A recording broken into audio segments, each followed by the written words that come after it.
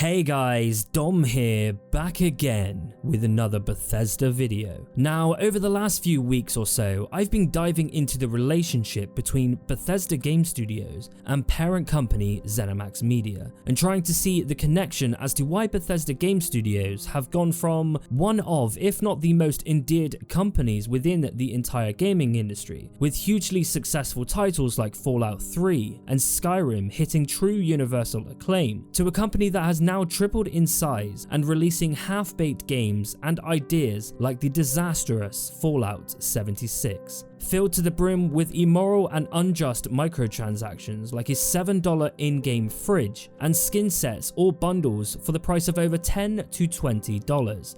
It goes without saying that it was a shock to the Bethesda community to see a developer once regarded as the best and well-versed in being a single-player, stick-it-to-the-man style developer, with its slogans like Save Player One, and their thoughts on modern mobile practices were something they were wholeheartedly avoiding. I mean, just take a look at the comparison of the release for Fallout Shelter and The Elder Scrolls Blades.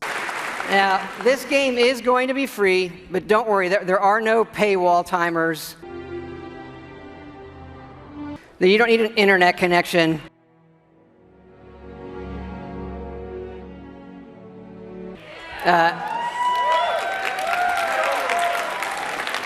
You build something, it's instantly built.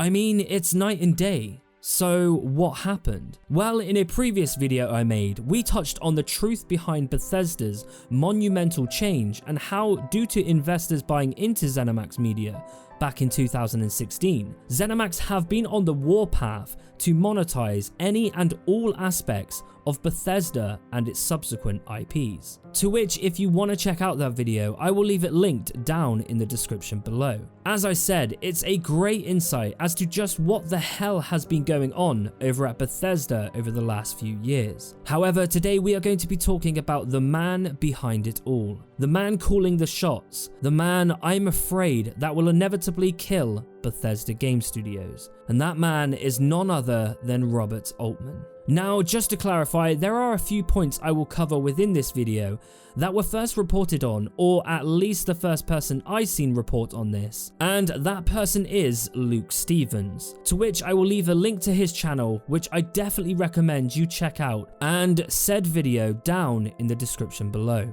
Now, aside from that information, I have discovered more on the shady actions and history of Robert A. Altman. Now, if you didn't know who Robert Altman is the chairman and CEO of Zenimax Media, who of course own Bethesda Softworks and BGS, Bethesda Game Studios. Now, this wasn't always the case, as before 1999, Bethesda Softworks was owned and founded by one Christopher Weaver, a pretty normal developer. He had a passion for video games and storytelling, and sharing those experiences with the world, and he founded a game studio to do just that. Weaver is also credited as the lead producer on the original Elder Scrolls game, founding the entire continuous franchise. Now, fast forward to 1999, Weaver co-founded a parent company to both save Bethesda Softworks from a development crisis and to save the company from total bankruptcy, to which we all now know to be none other than Zenimax Media. Although Weaver being someone on the ground zero of game development, and someone who was actually within the gaming industry. His business partner, however, was far from the industry, and of course that partner was indeed Robert Altman. Altman at the time had nothing to do with the games industry. In fact, his background was in law enforcement within Congress, and mixing in with some seriously sketchy people within politics and big fish around Washington, DC. And the more you look into just who Robert Altman is, the more you realize how much power this man has and how dishonest and corporate this guy can really be. A man I'd like to remind you has a giant hand in some of our favorite games and also our most anticipated ones too. A man you cannot challenge or confront without being completely pushed out, just like the previously mentioned Christopher Weaver, the man who founded both Bethesda and Zenimax Media, who back in 2002 was pushed out of his own company. That's right, Robert Altman completely shut out the founder of his own company.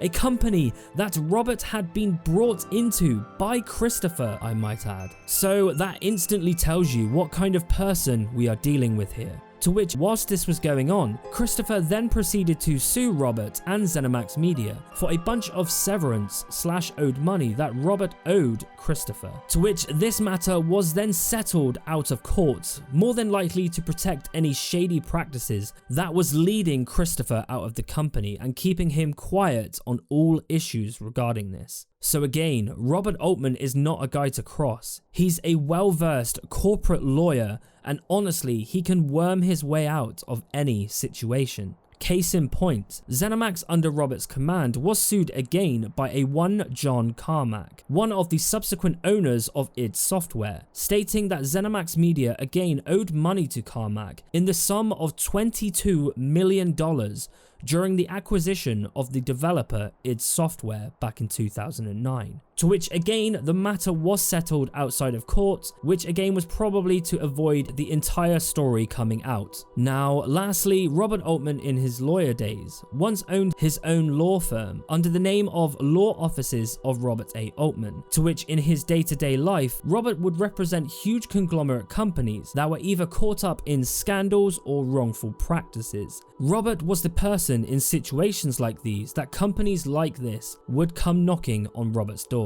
And just going over some of his old cases instantly reminded me of Saul Goodman from Breaking Bad. Now, why do I bring this up? Well, Robert Altman was involved in one of the biggest court case scandals of American history. Now, I won't go into the whole thing here, as Luke Stevens does explain the whole situation a lot better than I do, but in summary, Robert was involved with a fraudulent scandal where a bunch of rich Arab entrepreneurs were in the process of buying a US bank from what turned out to be fraudulent checks from around the world. To which it came out that in return for Robert's help in acquiring this bank, the newly acquired bank would name Robert Altman, a lawyer with no banking background, the president of said banking company. To which this story broke all headlines and was one of the biggest fraudulent scandal cases in American history, all centered around the man that is now in charge of Zenimax Media, the man in charge of Fallout,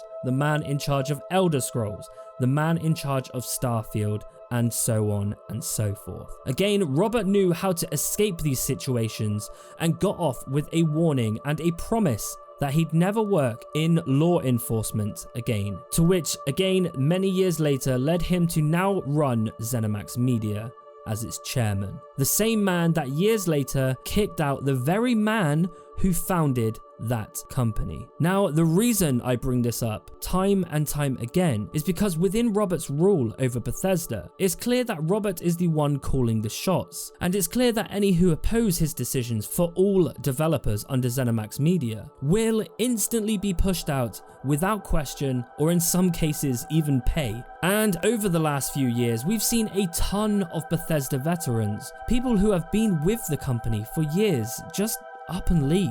People like id Software's Tim Willits, Bethesda's Matthew Grandstaff, people like Akumi from Tango Gameworks, and a ton of developers within Bethesda, both Softworks and Game Studios, are just up and leaving. And I believe that it's all down to Robert Altman and the development changes that Zenimax are enforcing on all of its studios to monetize the hell out of their IPs. And Todd Howard is no exception to this. Actually, looking back into a previous video I made, we were informed by Todd Howard himself that due to a corporate decision, he was removed from physically coding his own games. And just listen to the date that this supposedly happened. Like, I haven't coded in one of our games, and they banned me back in 2002.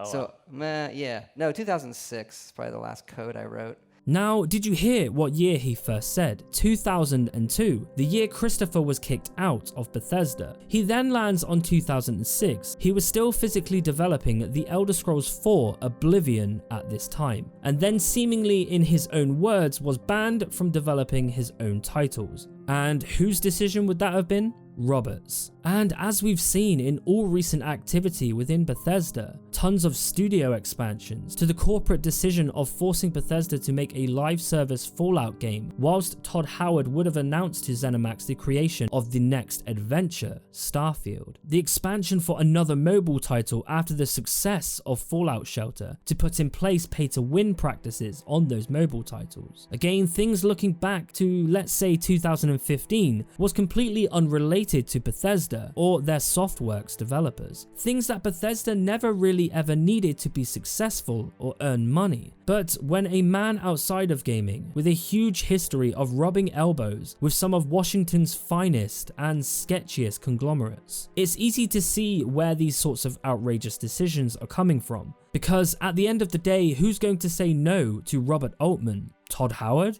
No. I mean, we all know what Robert did to the founder, the goddamn founder of Bethesda, the man who brought him into the company itself. We all know what he did to Christopher Weaver. So if Todd were to stand up to Robert and start making waves, Robert wouldn't likely think twice in kicking a game director to the curb if he could do that to the founder of the company. And it's this reason why I'm so scared for Bethesda's future. And I pray that ZeniMax understands that we need Bethesda to return to form. Otherwise, the choices you have made, ZeniMax, the choices you have made, Robert, will destroy this company we all know and love. But you know what? I have a gut feeling this message is just falling on deaf ears.